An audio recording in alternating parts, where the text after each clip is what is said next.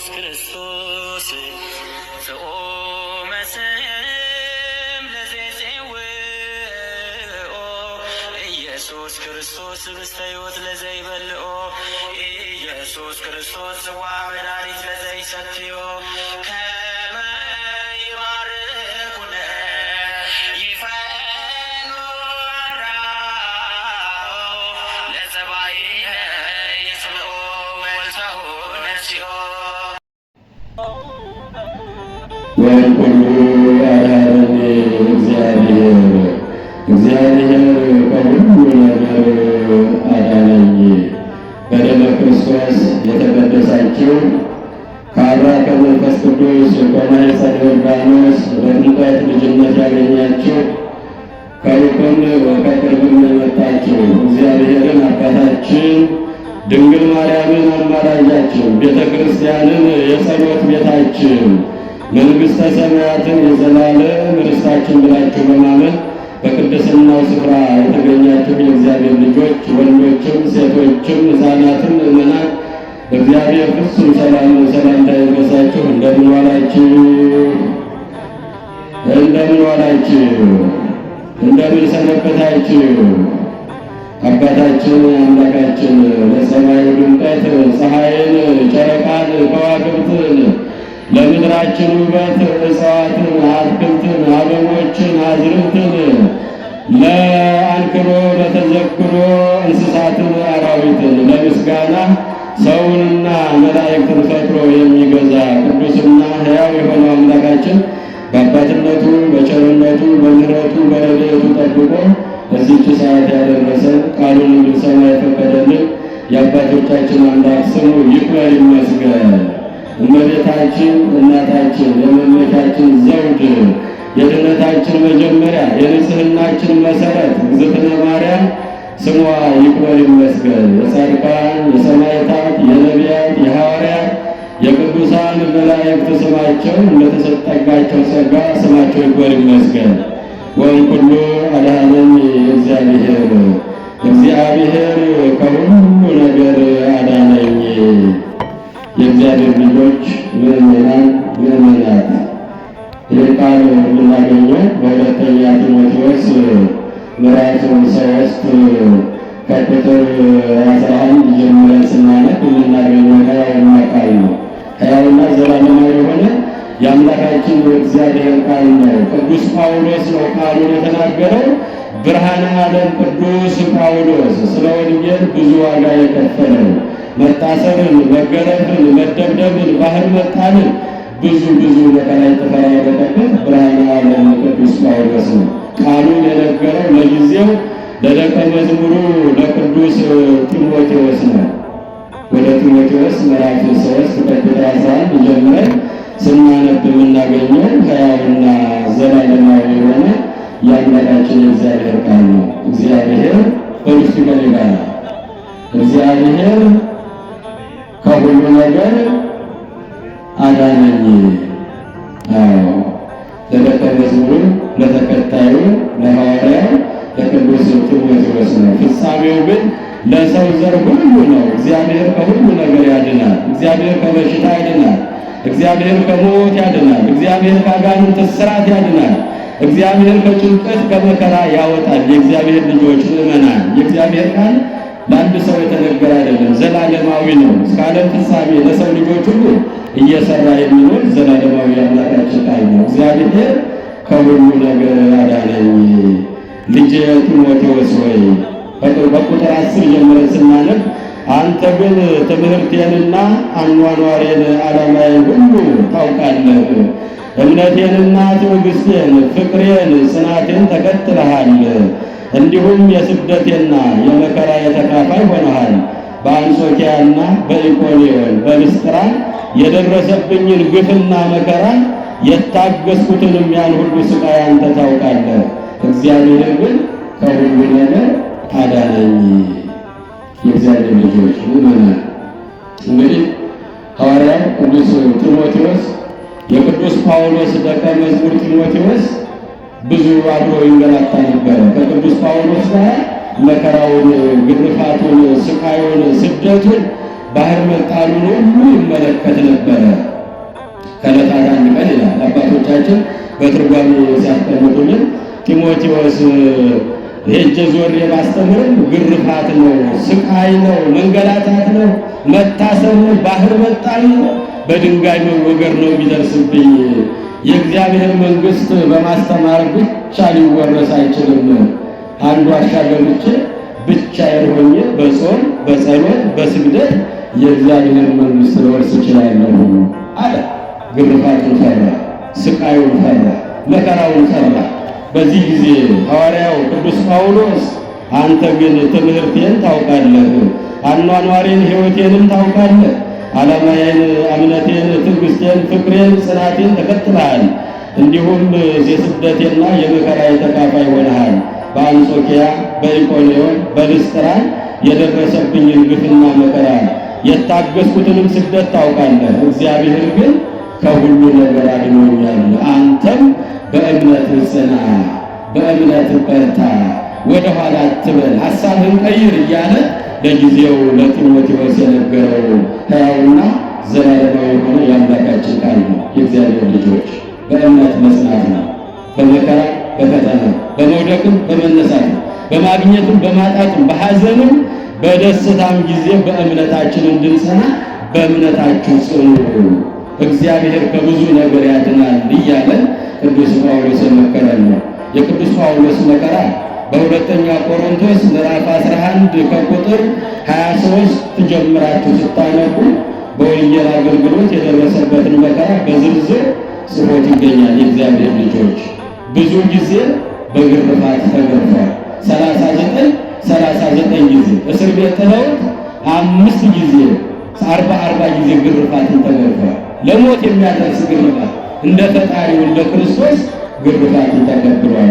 ለሞት የሚያደርስ ግርፋት ብዙ ጊዜ በመገረፍ ብዙ ጊዜ በተደጋጋሚ በመታሰር ለሞት በሚያበቃ ግርፋት በዱላ በመደብደብ በመመታት በድንጋይ በመወገር በባህር በመጣል ሌሊትና ቀን እኔ ላይ የደረሰውን መከራ ታውቃለህ። እግዚአብሔር ግን ከሁሉ ነገር አድኖኛል። መከራ አትፍራ፣ አትሰቀቅ፣ ወደ ኋላ አትበል። ልጄ ጢሞቴዎስ እግዚአብሔር ከሁሉ ነገር እንዳዳነኝ አንተ ታውቃለህ እያለ ለጊዜው ለወዳጁ ለአገልጋዩ ለጢሞቴዎስ ነው። የክርስቶስ የሆኑ መንፈሳዊ ሕይወት መኖር የሚፈልጉ ሁሉ ሰዎች እያሳሳቱና መከራና ስደት ይገጥማቸዋል። እየሰማችሁ ነው?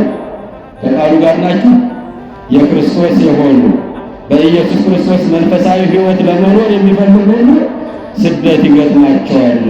ነገር ግን ክፉዎች ሰዎችና አስመሳዮች ሰዎች እያሳሳቱና ራሳቸውን እየተሳሳቱ በክፋት ላይ ክፋትን እየጨመሩ ይሄዳሉ። አንተ ግን በተማርክበት ጸንተህ ኑር።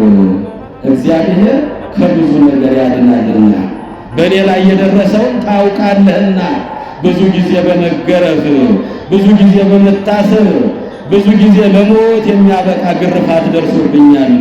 በበትር ተደብድቤያለሁ፣ በድንጋይ ተወግሬያለሁ፣ በባህር ላይም ተጥያለሁ። ሌሊትና ቀን እንድሞት ተፈርዶብኝ ነበረ። ወእምኩሉ አድኃነኒ እግዚአብሔር እግዚአብሔር ግን ከሞት አዳነኝ። ልጄ ጢሞቴዎስ በእኔ ላይ የደረሰው ታውቃለህ፣ ወደ ኋላ አትበል። ቅዱስ ጢሞቴዎስ በጾም በጸሎት በስግደት ኖሬ የእግዚአብሔር መንግሥት ልወርስ እችላለሁ። ዞሮ ማስተማር መከራ አለው፣ ስቃይ አለው፣ ግርፋት አለው፣ መታሰር አለ፣ መደብደብ አለ፣ ባህር ላይ መጣል አለ፣ ለሞት የሚያበቃ መከራ ይደርስብኛል። ይህን ሁሉ አድርጌ የእግዚአብሔር መንግሥት ከመወርስ የእግዚአብሔር መንግሥት በተለያየ መንገድ ይወረሳልና ለብቻዬ በዋሻ ተቀምጬ ንጽሕናዬን ጠብቄ በጾምና በጸሎት በስግደት ወደ እግዚአብሔር መንግሥት እገባለሁ ብሎ አሰበ። በዚህ ጊዜ ልጄ ጢሞቴዎስ አንተ ትምህርቴን ታውቃለህ፣ አኗኗሬን ዓላማዬን ታውቃለህ፣ በእኔ ላይ የደረሰውን ግፍና መከራ አንተ ታውቃለህና በርታ፣ ጽና፣ ለማስተማርም ወደ ኋላ አትበል። የእግዚአብሔር ልጆች ከወጣቶች ክፉ ምኞትም ሽሽ፣ በንጹህ ልብ ጌታህን ከሚጠሩ ሰዎች ጋር ሆነ ጽድቅን፣ እምነትን፣ ፍቅርን ሁሉ ሰላምን ተከተል፣ ወደ ኋላ አትበል እያለ ለጊዜው ለጢሞቴዎስ የመከረው ሕያውና ዘላለማዊ ቃል ነው። የእግዚአብሔር ልጆች ምዕመናን፣ እግዚአብሔር ከብዙ ጭንቀት ያድናል። አሁን እዚህ በየመጠለያው በየዛፉ ስር የተቀመጥን ሰዎች የተለያየ ችግር ይኖርብናል። እግዚአብሔር ደግሞ ያንን ያውቃል፣ ሁሉንም ያውቃል። የነገርነውን ሳይሆን ያሰብነውን ሳይሆን ልባችን ውስጥ ያለውን ቋጠሮ ሁሉ እግዚአብሔር ያውቃል። በእምነት ብቻ ወደ መቅደሱ እንምጣ የእግዚአብሔር ልጆች። ወእምኩሉ አድኀነኒ እግዚአብሔር ከዚህ ሁሉ ግፍና መከራ አዳነኝ። በአንጾኪያ፣ በኢቆንያ፣ በልስጥራን የደረሰብኝ አንተ ታውቃለህ፣ በዓይንህ አይተሃል፣ በጆሮህ ሰምተሃል። ከዚያ ሁሉ መከራ ያወጣኝ እግዚአብሔር አንተንም ይጠብቅሃልና ልጄ ጢሞቴዎስ በእምነትህ ጸንተህ ኑር አለ። የእግዚአብሔር ልጆች ብዙ የሚያስጨንቀን ነገር አለ፣ ብዙ የሚያሳስበን ነገር አለ፣ ብዙ የሚያስተክዘን ነገር አለ። ዛሬ ምን ሊሆን ነው፣ ነገ ምን ሊፈጠር ነው እያሉ ብዙ ሰዎች በጭንቀት ዓለም ውስጥ ብቻችንን ማውራት ጀምረናል። ግን የሚያስጨንቀን ለማን ነው መስጠት ያለብን? ለእግዚአብሔር። መፍትሄው ከሱ ነው። የእግዚአብሔር ልጆች ብቻችንን አወራን፣ ከሰው ጋር አወራን፣ መፍትሄ ሊመጣ አይችልም። ብዙ የሚያስጨንቀን አሁን በቤተክርስቲያን የምንሰበሰብ ሰዎች ብዙ የሚያሳስበን የሚያስተክዘን ነገር አለ። ደስ ያላቸውማ በብዙ በተለያየ ቦታ ናቸው ያሉት። እኛ ግን የተጨነቅነው ወደ አምላካችን መጥተናል። በጭንቀታችን ጊዜ ግን እግዚአብሔርን ስም መጥራት ነው። ከእግዚአብሔር ክንድ በታች ራሳችሁን አዋርዱ፣ እርሱ ስለ እናንተ ያስባልና የሚያስጨንቃችሁን ሁሉ በእርሱ ላይ ጣሉ። ስለ ቃሉ የአምላካችን ስሙ የተመሰገነ ይሁን። እሱ ስለ እናንተ ምን ይላልና? ያስባልና። እሱ ስለ እናንተ ይጨነቃልና። ከእግዚአብሔር ክንድ በታች ራሳችሁን አዋርዱ፣ እርሱ ስለ እናንተ ያስባል፣ የሚያስጨንቃችሁን ሁሉ በእርሱ ላይ ጣሉ። አንደኛ ጢሞቴዎስ ምዕራፍ 5 ቁጥር 7 ላይ የሚያስጨንቀን የሚያስተክዘን በሽታ ሊሆን ይችላል፣ ሰላም ማጣት ሊሆን ይችላል፣ ጦርነቱ ሊሆን ይችላል፣ እንጀራ ማጣት ሊሆን ይችላል፣ ማረፊያ ማጣት ሊሆን ይችላል። በዓለም በምድር ያለው ጭንቀት ብዙ ስለሆነ የሚያስጨንቃችሁን ሁሉ በእርሱ ላይ ጣሉት። እጅግ የሚያሳርፍ ቃል ነው። ይሄ ቃል የእግዚአብሔር የሕያው እግዚአብሔር ቃል ነው። የእግዚአብሔር ልጆች ከእያሉ ከእግዚአብሔር ክንድ በታች ራሳችሁን አዋርዱ፣ እርሱ ስለ እናንተ ያስባልና የሚያስጨንቃችሁን ሁሉ በእርሱ ላይ ጣሉት። አንደኛ ጴጥሮስ ምዕራፍ 5 ቁጥር 7 ላይ እግዚአብሔር ከሁሉ ነገር ያድናል። እግዚአብሔር ከሁሉ ነገር አዳነኝ ነው ያለው ቅዱስ ጳውሎስ። እግዚአብሔር ከዚያ ሁሉ መከራ ከመገረፍ አዳነኝ፣ ከመታሰርም አዳነኝ፣ ለሞት የሚያበቃ ግርፋት ተገርፌ ነበር፣ ከዚያም አዳነኝ፣ በዱላ ተደብድቤ ነበር፣ በድንጋይ ተወግሬ ነበር፣ በባህር ላይ እንድሞት ተጥዬ ነበር፣ 3 ቀን 3 ሌሊት ባህር ላይ ተጥዬ አድሬያለሁ፣ እግዚአብሔር ግን ከሞት አዳነኝ። አያድንም? እግዚአብሔር ልጆች ለእግዚአብሔር የምንገረው ጉዳያችን ጭንቀታችን በመዝሙር 17 ቁጥር 4 ጀምረን ስናነብ ነቢየ እግዚአብሔር ዳዊት የሚነግረን ቃል አለ። ሶበ ተመንደብኩ ጸዋዕኩ ወደ እግዚአብሔር ወጸራይኩ ሀበ አምላኬ ወሰማኒ በስራ መቅደሱ ቃሌ። በጨነቀኝ ጊዜ፣ በቸገረኝ ጊዜ፣ ሰላም ባጣው ጊዜ፣ ዙሪያው ገደል በሆነብኝ ጊዜ ወደ እግዚአብሔር ጮኽኩ። እየሰማችሁ ነው? በጨነቀኝ ጊዜ፣ ግራ በገባኝ ጊዜ፣ መከራው በተደራረበብኝ ጊዜ ወደ አምላኬ ወደ እግዚአብሔር ጮኽኩ። ወጸራይኩ ሀበ አምላኬ ወደ ፈጣሪ ጮኽኩ። ወሰማኒ በጽርሐ መቅደሱ ቃሌ። በመቅደሱ ሆኖ ቃሌን ሰማኝ፣ ጩኸቴን ሰማኝ። የሁላችንንም ጩኸት መድኃኔዓለም ይስማል። አሜን አትሉ? የሁላችንን ጩኸት መድኃኔዓለም ይስማል። ዳዊትን ሰማው። አያችሁ፣ በጨነቀው ጊዜ ከሞት ወደሚያድነው፣ ከመከራ ወደሚያወጣው፣ ከስቃይ ወደሚያወጣው፣ ከእስር ቤት ወደሚያወጣው ወደ ሕያው እግዚአብሔር ጮኽኩ። ወጸራይኩ ሀበ አምላኬ። እንዲያውም ከላይ ምን ይላል? አሐዘኒ ጻዕረ ሞት ወውኢዘ አመፃ ሆከኒ አገተኒ ጻዕረ ሲኦል።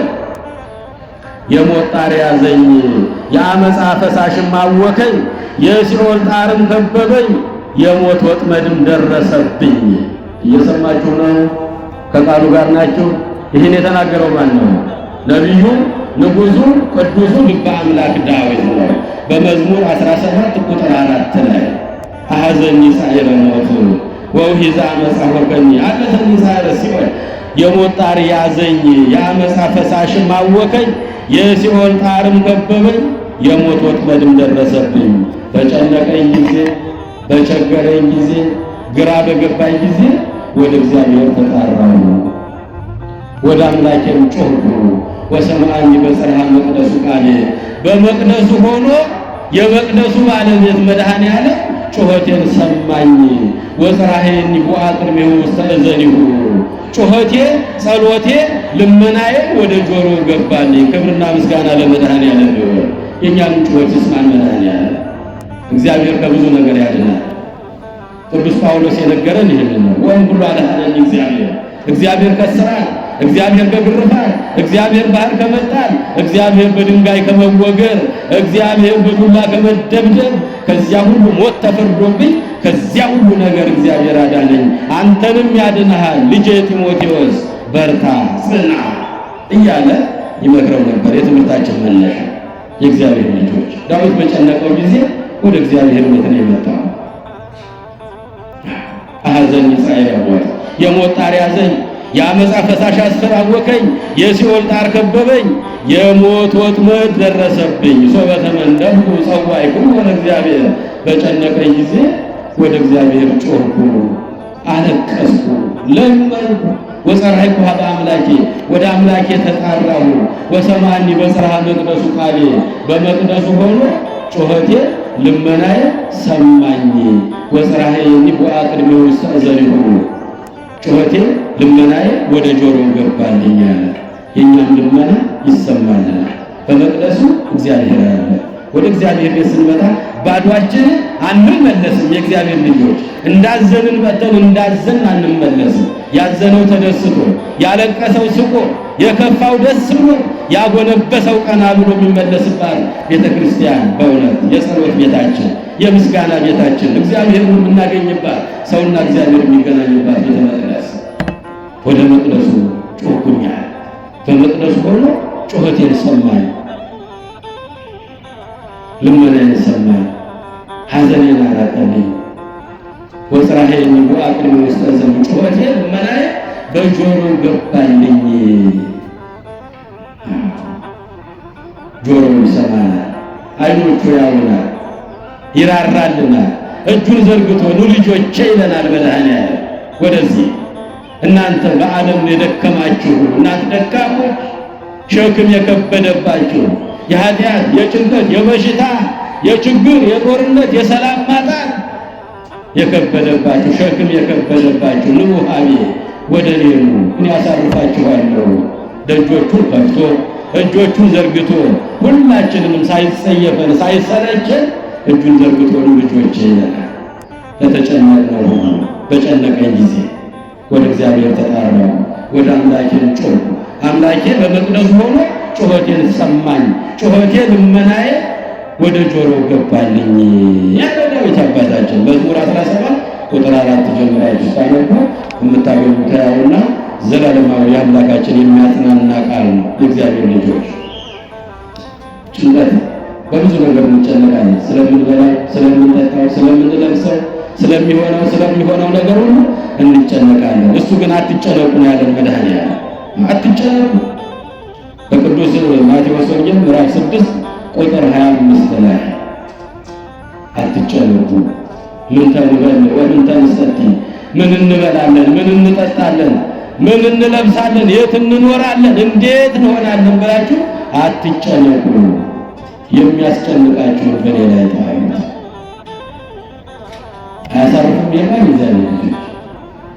በዚህ መከራና ጭንቀት በበዛበት ዓለም መልካም ነገር በማንሰማበት ጦርነቱ፣ ረሃቡ፣ ስደቱ፣ መፈናቀሉ፣ ችግሩ፣ መከራው፣ ዘረኝነቱ ይህ ሁሉ ነገር ጫና በበዛበት ዘመን የሚያስጨንቃችሁን በእኔ ላይ ጣሉት። ወደ እኔ ኑ እናንተ አትጨነቁ። ምን እንበላለን፣ ምን እንጠጣለን፣ ምን እንለብሳለን፣ የት እናድራለን፣ እንዴት እንሆናለን እያላችሁ አትጨነቁ። የሚያስጨንቃችሁን በሌላ ጣሉት። ማቴዎስ ወንጌል ምዕራፍ 6 ቁጥር 25 ላይ ቀና ብላችሁ የሰማይ ወፎችን ተመልከቱ። በዛፍ ላይ የሚኖሩት አይዘሩም፣ አያጭዱም፣ ጎተራ የላቸውም፣ የውሃ ማጠራቀሚያ ማድጋ የላቸውም፣ የሚቀይሩት ልብስ የላቸውም። በዛፉ ላይ ሆነው ጭጭጭጭ እያሉ ያመሰግናሉ። በዚያው ምግባቸውን ያገኛሉ። እነሱን የማረሳ እናንተን አረሳችሁም፣ አትጨነቁ።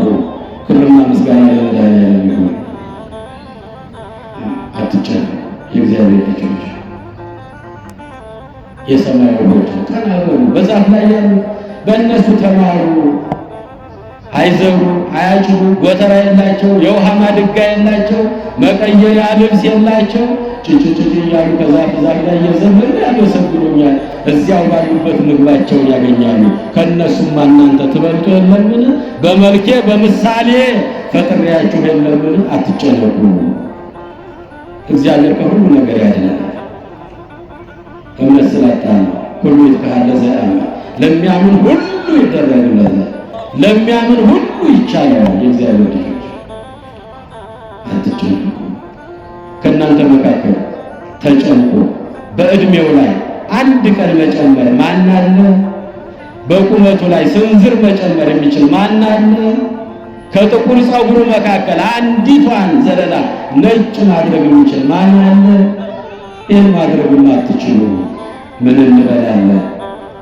ምን እንጠጣለን? ምን እንለብሳለን? ነገ ምን ልንሆን ነው እያላችሁ ስለ ነገ አትጨነቁ።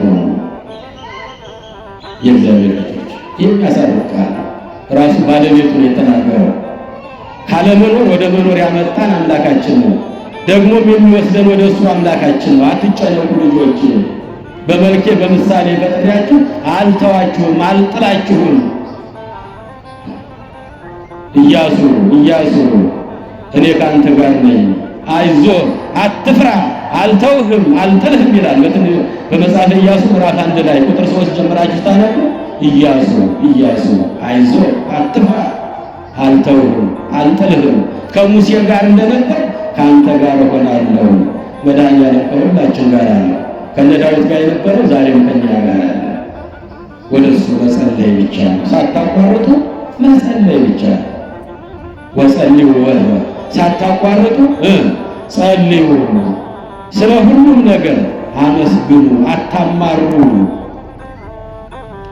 ስታገኙም ስታጡ፣ በሐዘንም በደስታ በመውደቅም በመነሳቱም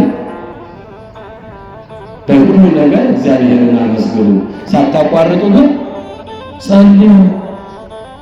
ጸሎት የሚቋረጥ አይደለም፣ የነፍስ ምግብ ነው። ከእግዚአብሔር ጋር የምንገናኝበት መሰላል ነው፣ የወርቅ መሰላል።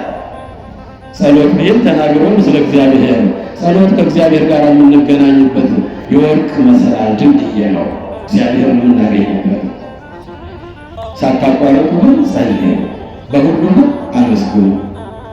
አንደኛ ተሰሎንቄ ምዕራፍ 5 ቁጥር 17 ላይ ይህን ነው የሚነግረን የእግዚአብሔር ልጆች ምእመናን።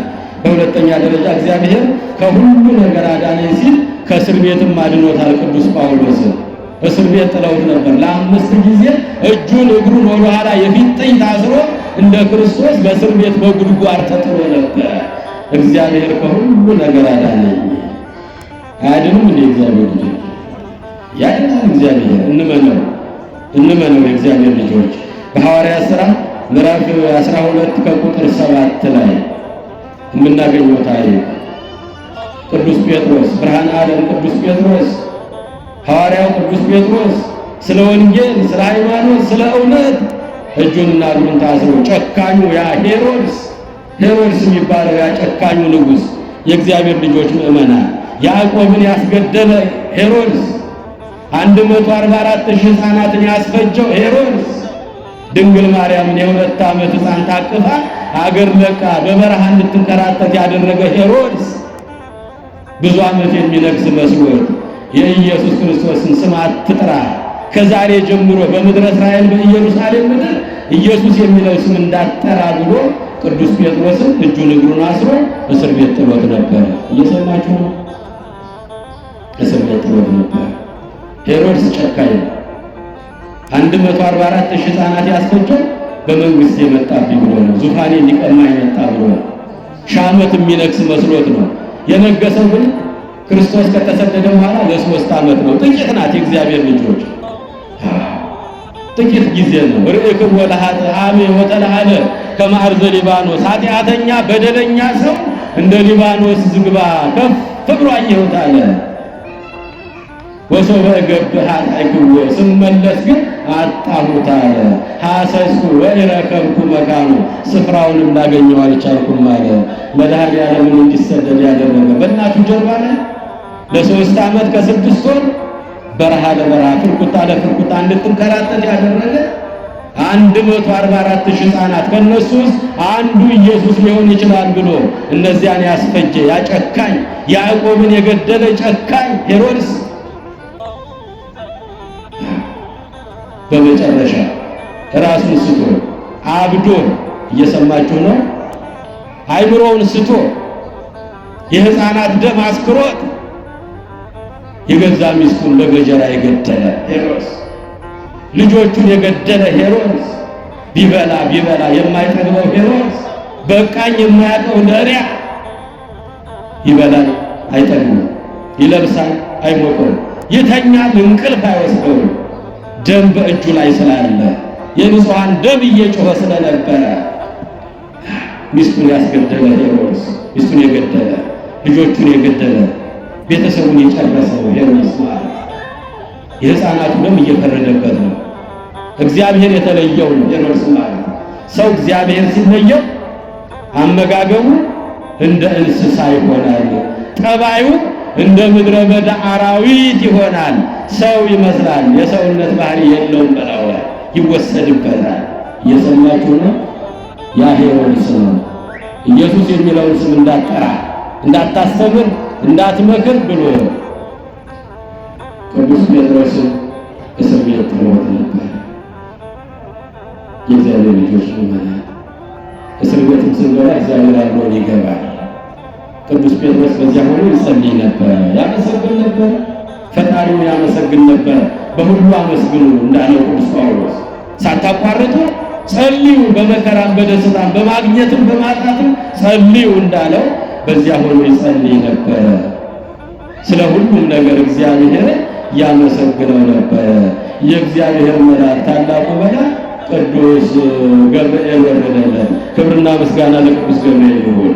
ጸሎቱን እግዚአብሔር ሰማውና ቅዱስ ገብርኤል እስር ቤት ሳለ ጉድጓድ ውስጥ ተጥሎ በጨለማ ጉድጓድ ተጥሎ ሳለ ቅዱስ ገብርኤል ክንፉን እያማታ በእስር ቤት ገባለ። ያን ጊዜ እስር ቤቱ በብርሃን ተሞላ። ጎኑን ነካ አደረገውና ጴጥሮስ ጴጥሮስ ተነስ፣ ልብስህን ልበስ፣ ጫማህን ተጫማ፣ ወገብህን ታጠቅ፣ ተነስ አለው። ያን ጊዜ እጁ ላይና እግሩ ላይ ያለው ሰንሰለት እርግፍ ብሎ ወደቀለት። እግዚአብሔር አድን። እግዚአብሔር ልጆች ክብርና ምስጋና ለአምላካችን ይሁን። ጴጥሮስ ጴጥሮስ ተነስ፣ ልብስህን ልበስ፣ ጫማህን ተጫማ፣ ቀበቶህን ታጠቅ፣ ተነስ አለው። ብድግ ሲል ቅዱስ ጴጥሮስ እጁና እግሩ ላይ ያለው ሰንሰለት ብጥስጥስ ብሎ ወደቀለት እና ተከትለኝ ውጣ አለው። በመንፈቀ ሌሊት ነው የወረደ። ጸሎት አያችሁ፣ በእስር ቤት ይመጣል እግዚአብሔር ከሁሉ ነገር አዳነኝ አለ ቅዱስ ጳውሎስ አባታችን። ያን ጊዜ ተከትሎት ወጣ፣ ልብሱን ለበሰና 2-3 በር ያለው ነው እስር ቤቱ። እስር ቤት ጠበቅ ያለ በር እንዳለ ታውቃላችሁ። በዚህ ምክንያት ቅዱስ መልአኩ የእግዚአብሔር መልአክ ቅዱስ ገብርኤል ከፊት ቀድሞ ሲወጣ 2-3 በሮች ሰው ሳይከፍታቸው ራሳቸው ተከፈቱ። ክብርና ምስጋና ለአምላካችን ይሁን። ይህን የሚያደርግ እግዚአብሔር ነው። ወይም ሁሉ አዳነኝ እግዚአብሔር። እግዚአብሔር ከሁሉ ነገር አዳነኝ አለ። ከእስር ቤት አዳነኝ፣ ከግርፋት አዳነኝ፣ በድንጋይ ተወገርኩ አዳነኝ፣ በዱላ ተደበደብኩ አዳነኝ፣ ባህር ውስጥ ተጣልኩኝ አዳነኝ። ልጄ ጢሞቴዎስ እግዚአብሔር ከሁሉ ነገር ያድናልና በእምነት ጽና፣ ለማስተማር ወደ ኋላ አትበል፣ ምከር፣ አስተምር። ቢሰሙህም ባይሰሙህም አንተ ተናገር አለው። ዝም አትበል፣ ወደ ኋላ አትበል። ቅዱስ ጴጥሮስ መልአኩን ተከትሎ ሲወጣ 3 በሮች በራሳቸው ተከፈቱ። የእግዚአብሔር መልአክ ገብቶአልና ቅዱስ ጴጥሮስን ከእስር ቤት አውጥቶ ከከተማ ዳር አድርሶ ሜዳ ላይ ሲያቆመው ያን ጊዜ እግዚአብሔር መልአክ ተሰወረው ይላል። ያን ጊዜ ቅዱስ ጴጥሮስ የእግዚአብሔር መልአክ እንዳዳነው አወቀና እንደዚህ ብሎ ያመሰገነ ፈጣሪው ከሄሮድስ እጅና ከአይሁዶች ክፋት እና ከሞት ተፈርዶብኝ ሳለ እግዚአብሔር መልአኩን ልኮ ከሞት አዳነኝ አለ። ከሞት ያድናል እግዚአብሔር። የሰማችሁ ነው። ከሞት አዳነኝ እግዚአብሔር አለ። አሁን ከሞት እንዳዳነኝ አወቅኩ አለ። መልአኩን ልኮ ከሄሮድስ ግፍና ከአይሁዶች እጅ እግዚአብሔር መልአኩን ልኮ አሁን ገና ከሞት እንዳዳነኝ አወቅኩ አለ። እግዚአብሔር ከሞት ያድናል። በእስር ቤት የተጣለው ቅዱስ ጴጥሮስ እየጸለየ እየዘመረ እያመሰገነ ሳለ መልአኩ ከሰማይ ወርዶለታል። እጁ ላይ እግሩ ላይ ያለውን የእግር ብረት ማሰሪያውን ብረቱን በጥስጥስ አድርጎ ግፍ ብሎ እንዲወድቅ አድርጎለታል። የእግዚአብሔር ልጆች እና ተከትለኝ ይምጣ ብሎ ከእስር ቤት ያወጣው የእግዚአብሔር መልአክ ነው። የእግዚአብሔር መልአክ ይታዘዛሉ። የታየን መልአክ እግዚአብሔር አይደለም ለፈርህዎ ወያድኅኖሙ እግዚአብሔር በሚፈሩ ሰዎች ዙሪያ የእግዚአብሔር መልአክ ይሰፍራሉ፣ ይከትማሉ። ወእምኩሉ ያድኅኖሙ ከመከራ ያድናሉ፣ ከስራትም ያድናሉ፣ ከሞትም ያድናሉ፣ ከአጋንንት መከራም ያድናሉ። እግዚአብሔር ከሁሉ ነገር አዳነኝ። በዚህ ጊዜ ወደ እግዚአብሔር መጥቶ ነው የእግዚአብሔር ልጆች። ሶስተኛ ከአጋንንትም ያድናል እግዚአብሔር። ለሱ የሚሳነው ምንም ነገር የለም። ከአጋንንትም ያድናል። በቅዱስ ማቴዎስ ወንጌል ምዕራፍ 17 ቁጥር 14 ላይ አምላካችን በስም አጠራሩ ክብር ይግባውና በቅዱስ ማቴዎስ ወንጌል 17 ከቁጥር 1 ጀምረን ስናነብ ሦስቱን ሐዋርያት በተራራው ሰጥተዋቸውና 9ኙን ሐዋርያት ይዟቸው ወደ ደብረ ታቦር ላይ ይዟቸው ወጣ። ብርሃነ መለኮቱን ሊገልጥላቸው አምላክነቱን፣ ክብሩን፣ መንግስቱን ሊገልጥላቸው 9ኙን ሐዋርያት ይዟቸው ወደ ተራራ ላይ ወጣ። ሙሴን ከመቃብር ኤልያስን ከብሔረ ሕያዋን አምጥቶ ብርሃነ መለኮቱን ብልጭ አድርጎ አምላክ መሆኑን ሊገልጽላቸው ይዟቸው ወጣ። ሦስቱም በተራራው ሰጥቷቸው ነበረ። በዚያን ጊዜ ይላል በማቴዎስ ወንጌል 17 ቁጥር 14 ላይ በዚያን አካባቢ የነበሩ ሰዎች ለእነዚያ ለሦስቱ ሐዋርያት እያመጡ በሽተኛውን በእግራቸው ስር ያስተኙት ነበረ። አጋንንት ያደሩባቸው፣ አረፋ የሚያስደፍቃቸው፣ የእግዚአብሔር ከሰዓት ከውሃ ላይ የሚጥላቸው ብዙ ሕመም ያለባቸውን እያመጡ ለእነዚያ ለሐዋርያት እግራቸው ስር ያስቀምጡ ፈውሱልን ይሏቸው ነበረ። ሐዋርያት ጸሎት አደረሱ። የሚገባውን ጸሎት አድርሰው አጋንንትን ሊያስወጡ አልቻሉም ነበረ። እየሰማችሁ ነው። አጋንንትን ሊያስወጡ አልቻሉም ነበረ። ይጸልያሉ፣ የኢየሱስን ስም ይጠራሉ። አጋንንት ግን ሊታዘዝላቸው አልቻለም ነበረ። አምላካችን ክብረ መንግስቱን ብርሃነ መለኮቱን ከገለጠ በኋላ ከተራራው ላይ ሲወርድ ሲተራመሱ አገኛቸው። ምዕመናን በሽተኛ ይዘው በሐዋርያት እግር ስር አስተኝተዋቸዋል። በሽተኞቹ ሊፈወሱ አልቻሉም። ሐዋርያትም ምንም ነገር ሊፈውሱ አልቻሉም። በእኔ ካመናችሁ ብሏቸው ነበረ አይደል? በእኔ ካመናችሁ የሚሳናችሁ አንዳች ነገር የለም፣ እኔ የማደርገውን ታደርጋላችሁ፣ ከዚያም የበለጠ ታደርጋላችሁ ብሏቸው ነበር። መድኃኒዓለም ግን እምነታቸው ገና ሙሉ አልነበረም። የእግዚአብሔር ልጆች ድውያንን ፈውሱ፣ ዕውራንን አብሩ፣ ለምጻሞችን አንሱ፣ ጎባጣውን አቅኑ፣ አጋንንትን አውጡ ብሎ እግዚአብሔር ሾሟቸው ነበረ። ግን ገና በእምነት አልጠነከሩም ነበረ እና አጋንንት ሊታዘዝላቸው አልቻለም ነበረ። በዚህ ጊዜ ጌታችን ለስም አጠራሩ ክብር ይግባውና ሌሎቹን ሐዋርያት ይዞ ከተራራ ሲወርድ አንድ ልጁ በጠና የታመመበት ሰው ወደ መድኃኒታችን ወደ ኢየሱስ ክርስቶስ መጣና እግሩ ላይ ድፍት አለና አለቀሰ። ልጄ እየተሰቃየ ነው፣ አረፋ ያስደፍቀዋል፣ መሬት ላይ ይጥለዋል፣ እሳት ላይ ይጥለዋል፣ ባህር ላይ ይጥለዋል፣ ደሙን ያስፈስሰዋል፣ ራሱን አላምጦ እንዲበላ ያደርገዋል፣ ድንጋይም እያነሳ የአካባቢውን ሰው እንዲፈነክት ያደርገዋል። ወቀሳው በዝቶብኛል። የእግዚአብሔር ልጆች የታመመ ልጅ ያለው ሰው ታውቃላችሁ፣ ብዙ ወቀሳ ይደርስበት ነበር። ልጁ በሽታው ሲነሳበት ያገኘውን ሁሉ ይፈነክት ነበር ይወሰድ። እባክህ ጌታዬ አምላኬ ልጄን ፈውስልኝ። ወደ ሐዋርያት አመጣሁት፣ ሊፈውሱልኝ አልቻሉም። ልጄን ሊያድኑልኝ አልቻሉም። አሁን አንተ ሕይወት መድኃኒት ወርደሃልና ከተራራው እባክህ ልጄን አድንልኝ አለው። ወደ እኔ አምጣው አለው ኢየሱስ ክርስቶስ። አያችሁ እግዚአብሔር ልጅ ወደ እኔ አምጣው አለው። ወደ አምላካችን ወደ ኢየሱስ ክርስቶስ ሲመጣ መሬት ላይ ተደፍቶ አጓርቶ አረፍ አስደፍቆ ጮሆ አጋንንት ለቆ ወጣ። ክብርና ምስጋና ለመድኃኒዓለም ይሁን። ያን ጊዜ በሽተኛ ልጅ ቆመ፣ በእግሩ ቆሞ ለመድኃኒዓለም ሰገደለት። በዚህ ሰዓት አምላካችን ፈጣሪያችን ኢየሱስ ክርስቶስ እናንተ ሃይማኖት የጎደላችሁ አላቸው። እነሱ ጠየቁት። አባቶቻችን ሐዋርያት ጌታ ሆይ አጋንንትን አውጡ፣ ዕውራንን አብሩ፣ ለምጻሞችን አንሱ፣ የሞተውን አንሱ ብለህን ነበረ። ይህ አጋንንት ግን በእኛ ሊታዘዝብን አልቻለም። ለምንድን ነው ይሄ የሆነው ብለው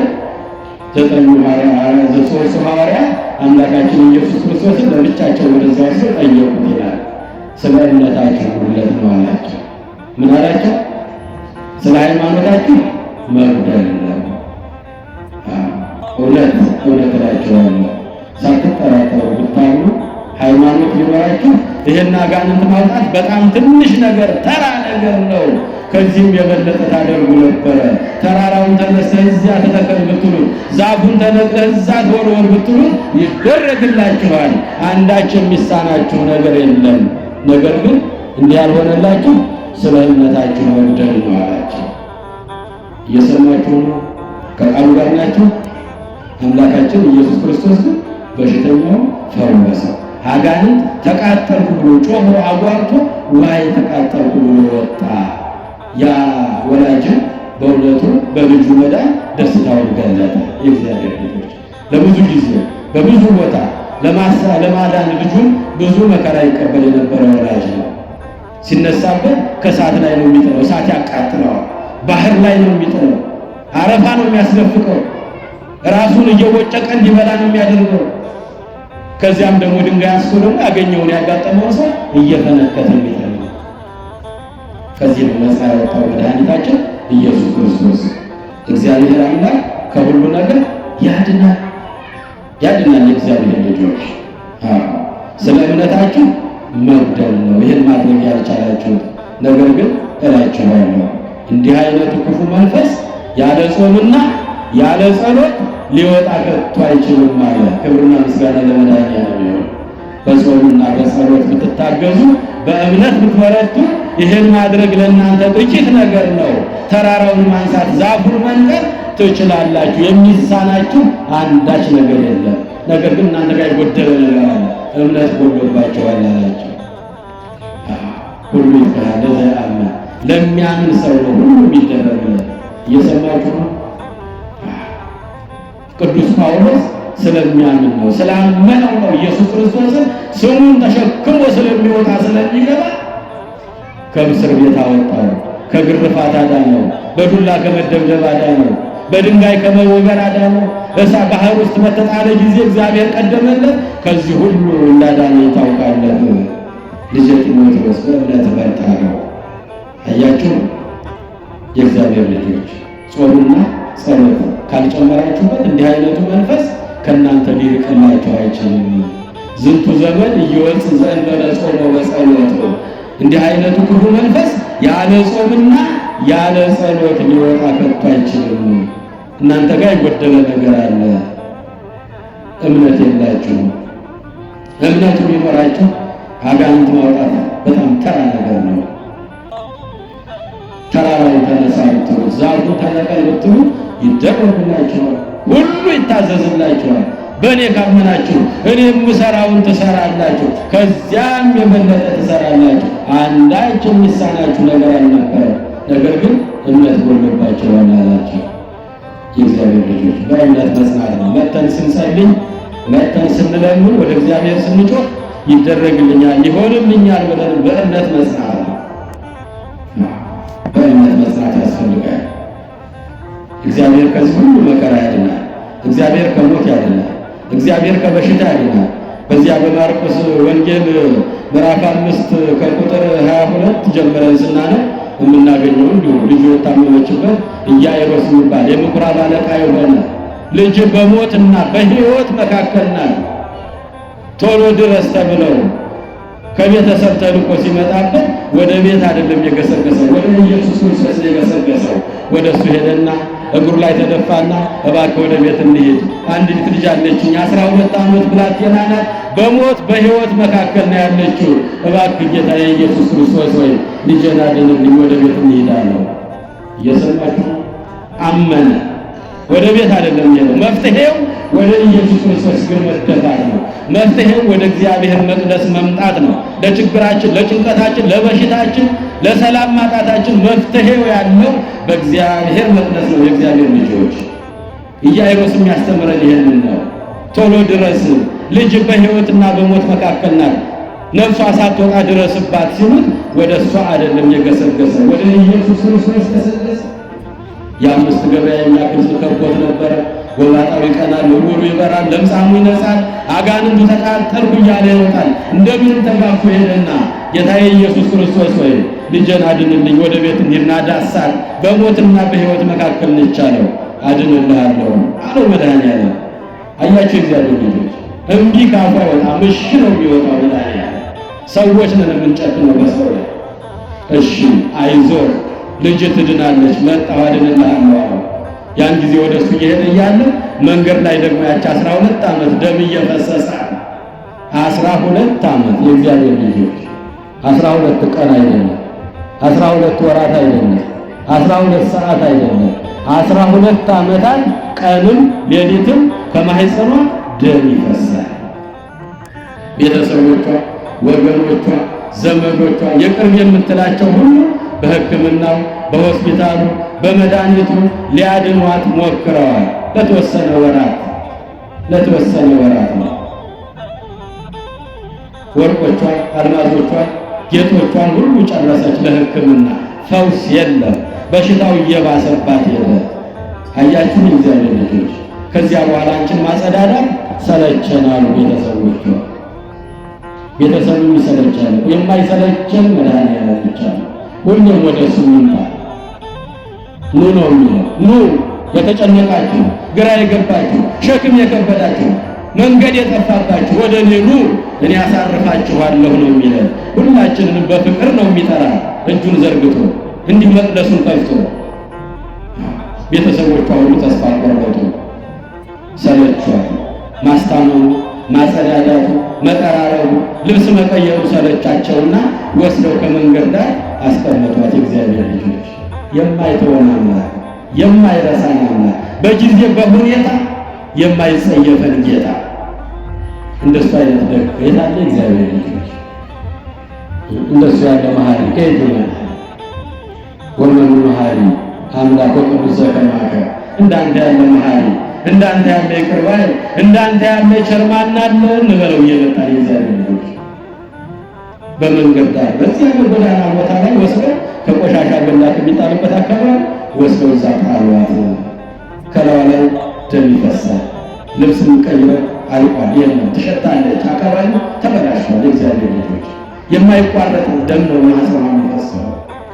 ያ ጊዜ አምላካችን ወደ ኢያኢሮስ ቤት መምጣቱን ተወና እሷ ባለችበት በኩል መጣ። ክብርና ምስጋና ለመድኃኒዓለም ይሁን። ያን ጊዜ በሩቁ ስታየው የመዳን ቀኗ እንደደረሰ ተስፋዋ ለመለመ። በሩቁ ስታየው ልቧ ደስ አለው። ገና ድምፁን ስትሰማ ብዙ ሕዝብ ከቦታል። ፊቱን መልኩን ማየት አልቻለችም። ግን ኢየሱስ ኢየሱስ ይላሉ በዙሪያው ያሉ ሰዎች።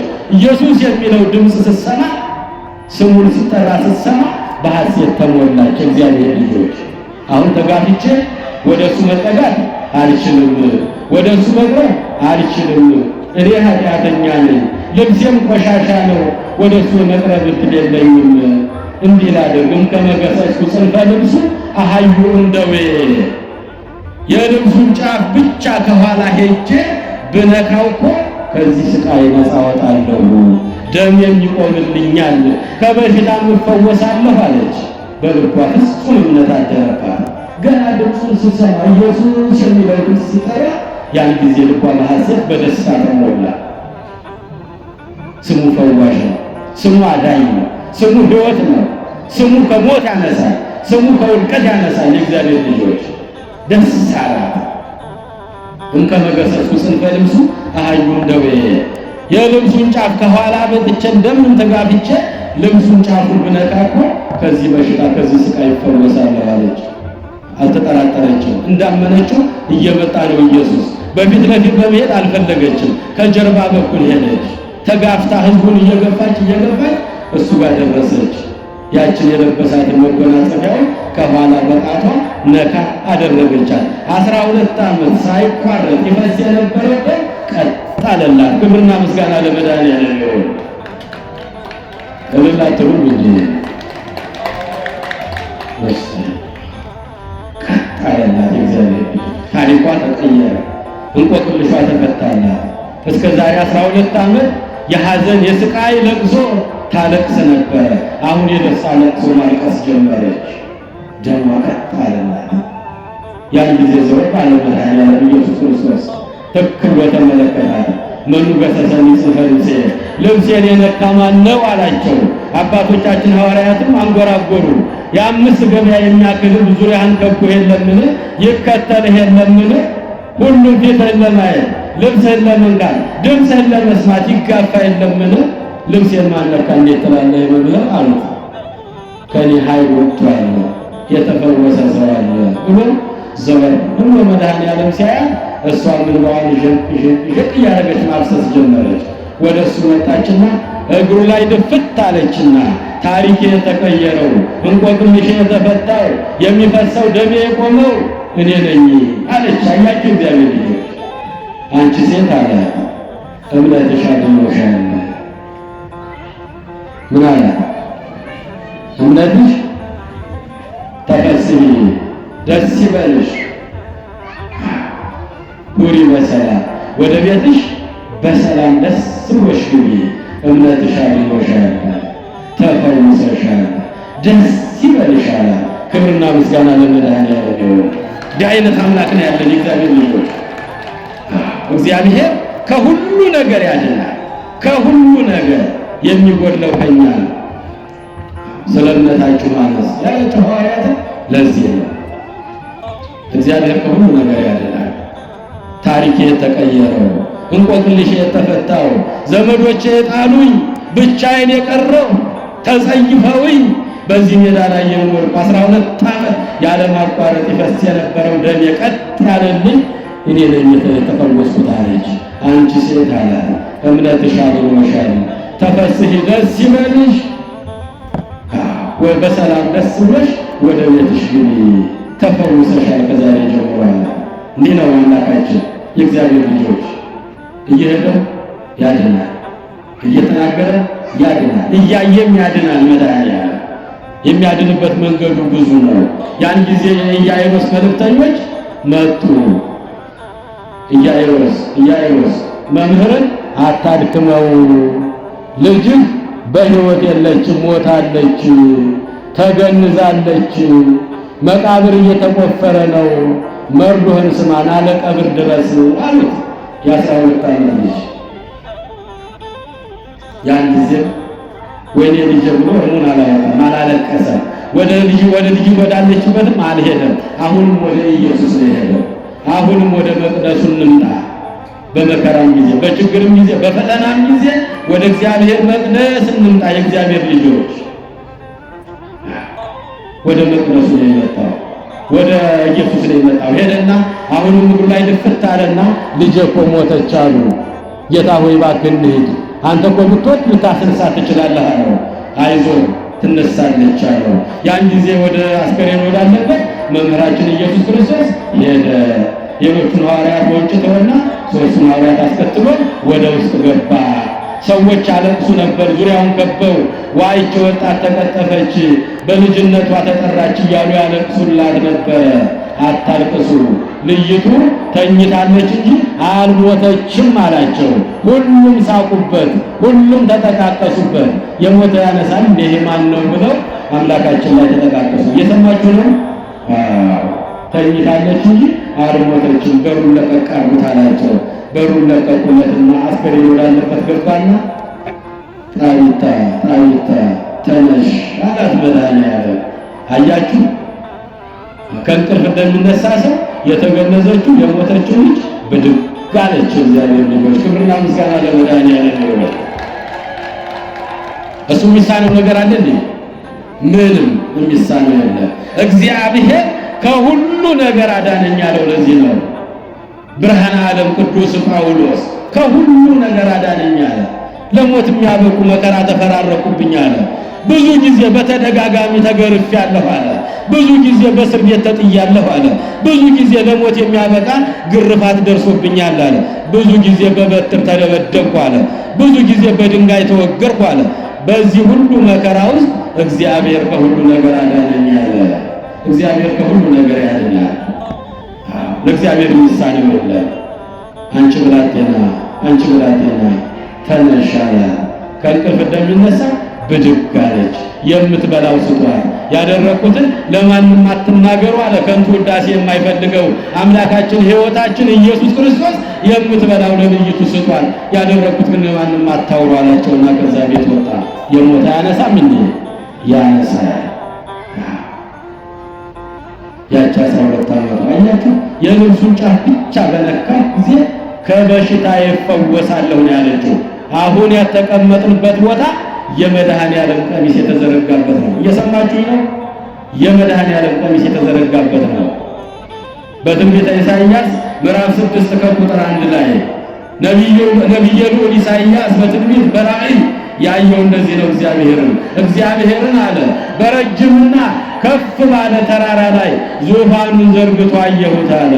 የመቅደሱ የልብሱ ዘርፍም በመቅደሱ ሞልቷል አለ። አሁን በዘርፋት ቀሚስ ላይ ያለ ነው። ቀሚሱን እየለካ ነው። የሰማችሁ እግዚአብሔር ሁላችንን ከችግር ያወጣል። ሁላችንን ከጭንቀት ያድነን መድኃኒዓለም እግዚአብሔር ከሁሉ ነገር ያድናል። ከጭንቀት ያዳናቸውን አየን። ከእስር ቤት ያዳናቸውን አየን። ከአጋንንት ያዳናቸውን አየን። ከበሽታ የፈወሳቸውን አየን። ከሞት ያዳናቸውን አየን። እግዚአብሔር ሕይወት ነው። ኢየሱስ ክርስቶስ መድኃኒት ነው። እሱ የሚሳነው አንዳች ነገር የለም። የሚጎለው ከኛ ብቻ ነው። ስለ እምነታችሁ መጉደል ነው ያላቸው ሐዋርያት። ለምንድን ነው አጋንንት ያልታዘዙልን? በሽተኛ መፈወስ ያልቻሉ ከኛ የጎደለው ነገር ምንድን ነው? መምህር ሆይ እባክህ ንገረን አሉ።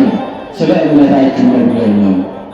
ሃይማኖት ቢኖራችሁ ባትጠራጠሩ፣ በፍጹም ልባችሁ ብታምኑ በሽተኛ መፈወስ አጋንንት ማውጣት በጣም ትንሽ ነገር ነው አለ። ከዚህ የበለጠ ታደርጋላችሁ ብያችሁ አልነበረምን? ተራራ ታነሳላችሁ፣ ዛፍ ነቅላችሁ መትከል ትችላላችሁ፣ የደረቀውን ማለምለም የለመለመውን ማድረግ ትችላላችሁ፣ ሚሳናችሁ የላችሁ ብያችሁ ነው። ከእናንተ የጎደለው እምነት ነው አላቸው። የእግዚአብሔር ልጆች እንግዲህ ይሄ ነው በእውነቱ እግዚአብሔር ከሁሉ ነገር ያድናል። የሚያድነን ግን በእምነት ጸንተን ስንመጣ ነው። ከሁሉ ነገር እንዲያድነን እኛ ምን ማድረግ አለብን? የእግዚአብሔር ልጆች ምን ማድረግ አለብን? እየሰማችሁ ነው? ምን እናደርግኛ? በእምነት እንጽና። ወዲያ ወዲህ አንበል፣ እዚህም እዛም አንርገጥ።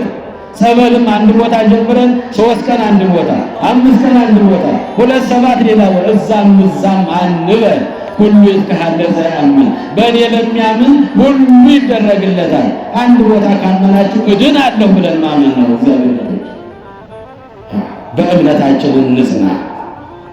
ዕብራውያን 11 ቁጥር 6 ላይ ያለ እምነት ያለ ሃይማኖት እግዚአብሔርን ደስ ማሰኘት አይቻልም። እግዚአብሔርን ማግኘት አይቻልም። ፈውስ፣ ድህነት ማግኘት አይቻልም ያለ እምነት። መሰረቱ እምነት ነው። በእምነት ላይ ተመስርተን የምንሰራው ስራ ይከናወንልናል። ያለ እምነት ያለ ሃይማኖት እግዚአብሔርን ደስ ማሰኘት አይቻልም። ስለዚህ ምንድነው ማድረግ ያለብን? እኛ በእምነታችን መጽናት ነው። ነፋሱ፣ ወጀቡ፣ ማዕበሉ፣ ሞገዱ ብዙ ነው። ከቤት ወጥተን በትራንስፖርት የሆነ ቦታ ደርሰን እስክንመጣ በየመንገዱ የምንሰማው ብዙ ጉድ አለ። ወንጌል የጨበጡ ያበዱ ሰዎች አሉ። በየመንገዱ ጮሁ። ነፋሱ እንዳይወስደን፣ ጎርፉ እንዳይወስደን የእግዚአብሔር ልጆች በእምነታችን እንጽና። ይሄን ነው አደራ የምንላችሁ። በእምነት የጸኑ ከሞት ድነዋል፣ ከአጋንንት እስራት ድነዋል፣ ከበሽታ ድነዋል፣ ከእስር ቤት ወጥተዋል። በእምነታቸው የጸኑ አየናቸው። በእምነታችን እንጽና።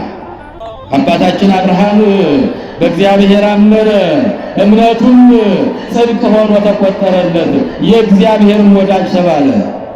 ሐዋርያው ቅዱስ ያዕቆብ በመልእክቱ ምዕራፍ 2 ቁጥር 23 ላይ አብርሃም አመነ፣ በእግዚአብሔር አመነ፣ ድምፁን ሰማ፣ ለቃሉ ታዘዘ፣ ናውጣ አለው ወጣ፣ በዚህ ሂድ አለው ሄደ፣ የእግዚአብሔርም ወዳጅ ተባለ። በእምነታችን እንጽና። የመጀመሪያው በእምነት እንጽና። ሁለተኛው ትእዛዛቱን እንጠብቅ። እየሰማችሁ ነው አላችሁ? እግዚአብሔር ከሁላችን ጋር ይሁን። የልቦናችንን ደጅ ክፈትልን። በዚህ በኩል ያለ ስለማይሰማችሁ እንግዲህ ያው ትእዛዛቱን እንጠብቅ። የምትወዱኝ ከሆነ ትእዛዜን ጠብቁ። ዮሐንስ 14 ቁጥር 15 ላይ እመሰታፈቅሩን ይቀቡ ትእዛዜ፣ የምትወዱኝ ከሆነ ትእዛዜን ጠብቁ። ትእዛዛቱን መጠበቅ 10ቱ ቃላትን 6ቱ ቃላተ ወንጌልን አድርጉ ያለንን ማድረግ፣ አታድርጉ ያለንን አለማድረግ ክርስትና ይሄ ነው። የሰማነውን ቃል በተግባር ማዋል ነው። ያለዛ መስማትን ትሰማላችሁ፣ ነገር ግን አታስተውሉም። ማየትን ታያላችሁ፣ ነገር ግን አትመለከቱም። ምክንያቱም የዚህ ሕዝብ ልቡ ደንድኗል፣ ከድንጋይ ጠጥሯል ይላል ነቢየ ልዑል ኢሳይያስ ምዕራፍ 6ኛው ምዕራፍ ላይ። እየሰማን ማናደርገው ከሆነ እየሰማን ማንለወጥ ከሆነ የእግዚአብሔር ልጆች ብዙ ጊዜ ወንጌል ይሰበካል፣ ንስሐ የሚገባ ግን ብዙ የለም። ቅዱስ ሥጋውን ክቡር ደሙን የሚቀበል የለም። ወደ እግዚአብሔር የሚመለስ የለም። ይቅር ተባባሉ ሲባል የሚታረቅ ሰው የለም። ሁላችንም ልባችን ክፉ ሆኗል። በእውነቱ ትእዛዛቱን እንጠብቅ። ትእዛዛትን ጠብቁ። በመጽሐፈ ምሳሌ ምዕራፍ 3 ቁጥር 1 ላይ ልጄ ሆይ ሕጎቼን አትርሳ፣ ትእዛዛቴንም በልቦና ጠብቅ፣ ረጅም ዘመናት ብዙ ዘመናት ትኖራለህ፣ ሰላምን ይጨመርልሃል። ሰላም የምናገኘው እንደ ፈቃዱ ስንኖር ነው፣ ትእዛዙን ስንጠብቅ ነው። ያለዛ ይቤሉ ሰላም ሰላም አልቦ ሰላም በመካከልክም፣ ሰላም ሰላም ይላሉ፣ ሰላም በመካከላቸው የለም ይላል ነቢየ እግዚአብሔር ኤርምያስ። ሰላም ሰላም ሰላም ይላሉ፣ ወደ እኔ ይጮኻሉ። ሰላም በመካከላቸው፣ ሰላም በቤታቸው፣ ሰላም በትዳራቸው፣ ሰላም በጎረቤታቸው የለም። እንዴት እንለመናቸው ይላል እግዚአብሔር። ረጅም ዘመናት ብዙ ዘመናት ትኖራለህ፣ ሰላምን ይጨመርልሃል። ልጄ ሆይ ሕጎቼን አትርሳ፣ ትእዛዛቴን ብትጠብቅ ረጅም ዘመን ብዙ ዘመናት ትኖራለህ፣ ሰላምን ይጨመርልሃል። ምሳሌ 3 ከቁጥር 1 ላይ ሰላም ከየት ይመጣል? እኛ ሰላም ሳንሆን። ፍቅር ከየት ይመጣል? እኛ ሳንፋቀር። በረከት ከየት ይመጣል? እኛ ወደ እግዚአብሔር ሳንቀርብ። እግዚአብሔር በሚገኝበት ጊዜ ፈልጉት፣ ቀርቦ ሳለ ጥሩት። ክፉ ሰው መንገዱን፣ በደለኛ ክፉ ሐሳቡን ይተው፣ ወደ እግዚአብሔር ይመለስ፣ እግዚአብሔርም ይምረዋል፣ ይቅርም ይለዋል። ከክፉ ነገር እንመለስ። የእግዚአብሔር ልጆች ወደ እግዚአብሔር እንቅረብ።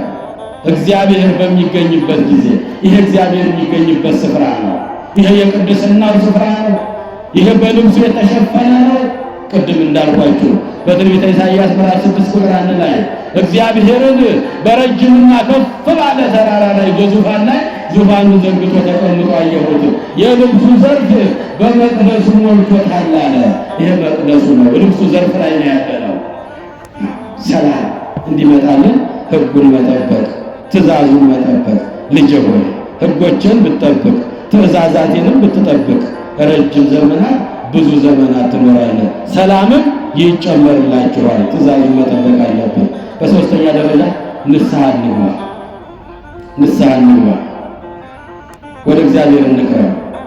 ኃጢአታችን እንቅፋት ሆኖ ከእግዚአብሔር እንዳይለየን፣ ጾማችን፣ ጸሎታችን ወደ እግዚአብሔር እንዲደርስልን ከፈለግን ንስሐ ገብተን ራሳችንን አዋርደን ወደ አምላካችን ቤት እንምጣ። ንስሐ እንግባ። ኃጢአታችሁ እንቅፋት እንዳይሆንባችሁ፣ ከእኔ እንዳይለያችሁ ልጆቼ ንስሐ ግቡ። የሟቹን ሞት አልወድም፣ ወደ እኔ ተመለሱ፣ በሕይወት ኑሩ ይለናል። በትንቢተ ሕዝቅኤል ምዕራፍ 18 ከቁጥር 30 ላይ እናገኘዋለን። ኃጢአታችሁ እንቅፋት እንዳይሆንባችሁ ለጸሎታችን፣ ለልመናችን፣ ለምንጠይቀው ጥያቄያችን እንቅፋት የሆነብን ንስሐ ስላልገባን ኃጢአት ስለሰራን ነው። አራተኛው በፍቅር እንኑር። የእግዚአብሔር ልጆች እንዋደድ፣ እንከባበር፣ እንፋቀር። እግዚአብሔር ፍቅር ውእቱ፣ እግዚአብሔር በባህሪው ፍቅር ነው። ፍቅር ያለው ሰው እግዚአብሔር አለው፣ እግዚአብሔርን ያውቀዋል። ፍቅር የሌለው ሰው እግዚአብሔርን አያውቀውም ይላል ሐዋርያው ቅዱስ ዮሐንስ። ሐዋርያው ቅዱስ ጳውሎስም በሮሜ መልእክቱ ምዕራፍ 12 ከቁጥር 9 ላይ ከሁሉ ነገር በፊት አጥብቃችሁ እርስ በርሳችሁ ተዋደዱ፣ ግብዝነት የሌለበት እውነተኛ ፍቅር ይኑራችሁ፣ ክፉን ነገር ተጸየፉ፣ ከበጎ ነገር ጋር ተባበሩ፣ እርስ በርሳችሁ ወንድሜ፣ እህቴ፣ ጎረቤቴ ተባባሉ፣ ክፉን ነገር ተጸየፉት። ከሰው ጋር ቢቻላችሁስ ከሰው ዘር ሁሉ ጋር በሰላምና በፍቅር ኑሩ። እግዚአብሔር ፍቅር ነው። እግዚአብሔር በባህሪው ፍቅር ስለሆነ ፍቅር ያለው ሰው እግዚአብሔርን ያገኘዋል። ጸሎቱ ይሰማለታል፣ ጥያቄው ይመለስለታል። በፍቅር ነው የእግዚአብሔር ልጆች። ከሁሉ ነገር አስቀድማችኋል። ከጾም ከጸሎታችሁ፣ ከምጽዋት ከዝክራችሁ፣ ከተለያየ ስራችሁ አስቀድማችሁ አጥብቃችሁ እርስ በርስ ተዋደዱ። እንዋደዳለን። የእግዚአብሔር ልጆች እንዋደዳለን። አይመልሱ ፍቅር አለ። ዛሬ በቤተሰብ ፍቅር አለ። ወንድም ከወንድሙ ይፋቀራል። ጎረቤት ከጎረቤቱ ፍቅር አለ። እንዴት አደርሽ ይባባላል። የእግዚአብሔር ልጆች ተለያይተናል እኮ ተለያይተናል። እግዚአብሔር ለዚህ ነው የራቀን እኮ። ሰማይ ከምድር እንደሚርቅ ምስራቁ ከምዕራብ እንደሚርቅ ሐሳባችሁ ከሐሳቤ መንገዳችሁ ከመንገዴ እንደዚህ የራቀ ነው። እንዴት ልቅረባችሁ ይላል። እግዚአብሔር ፍቅር ስለሆነ ያስተማረን ፍቅርን ስለሆነ የሰጠን ፍቅር ስለሆነ የመጨረሻው የመስቀሉ ቃል ፍቅር ስለሆነ የመስቀሉ ቃል አባት ሆይ የሚያደርጉትን ሁሉ አያውቁምና አባት ይቅር በላቸው፣ እየወጉት ይቅር በላቸው፣ እየቸነከሩት ይቅር በላቸው፣ ምራቅ እየተፉበት ይቅር በላቸው። ይህን ነው የሰጠን የመስቀሉ ስጦታችን። ይሄ የመስቀሉ ቃል ፍቅር ነው። ከዚህ የሚበልጥ ፍቅር የለም። እንዋደድ የእግዚአብሔር ልጆች ነው። በአምስተኛ ደረጃ ቅዱስ ሥጋውን ክቡር ደሙን እንቀበል። ዛሬ ነገ አንበል። ተዘጋጅተን ሙሽራውን መጠበቅ ብቻ ነው። ነገን አናውቃት። ነገ የኛ ትሆን የሌላ አናውቃት። የትበሉ ለየሰሙ ነገ አትበሉ። የወምሰ ሰው ወየሰሙ ማለት ዛሬ ሰው ነገ አፈር መሆናችሁን አትርሱ። ዛሬ ነገ አትበሉ። እንግዲህ እግዚአብሔር ለማግኘት እነዚህ ነገሮች እናስገናኛቸው። የመጀመሪያው በእምነታችን እንጽና፣ ትእዛዛቱን እንጠብቅ፣ ንስሐ እንግባ፣ እርስ በርሳችን ከልብ እንዋደድ፣ ሥጋውና ደሙን እንቀበል። እናደርጋለን እግዚአብሔር ልጆች። ያለዛ መስማትን ትሰማላችሁ አታስተውሉ፣ ማየትን ታያላችሁ አትመለከቱ። የዚህ ሕዝብ ልቡ ደነደነ አለ ኢሳይያስ በትንቢቱ። ስለዚህ ወደ እግዚአብሔር ስንመለስ እነዚህን ነገሮች ማድረግ ነው። እግዚአብሔር ከሁሉ ነገር ያድነናል። ቅዱስ ጳውሎስ ከዚያ ሁሉ መከራ አዳነው። ቅዱስ ጴጥሮስ ከእስር ቤት አዳነው። አጋንንት ካደሩባቸው አዳናቸው። ከበሽታ አዳነ። ከሞትም ያዳናቸውን አየናቸው። ያመኑ ተጠቀሙ፣ ያላመኑ ደግሞ እየመጡ ይመለሱ ነበረ። እምነት ይፈልጋል ለሁሉ ነገር። ለሚያምን ሰው ሁሉ ይደረግለታል።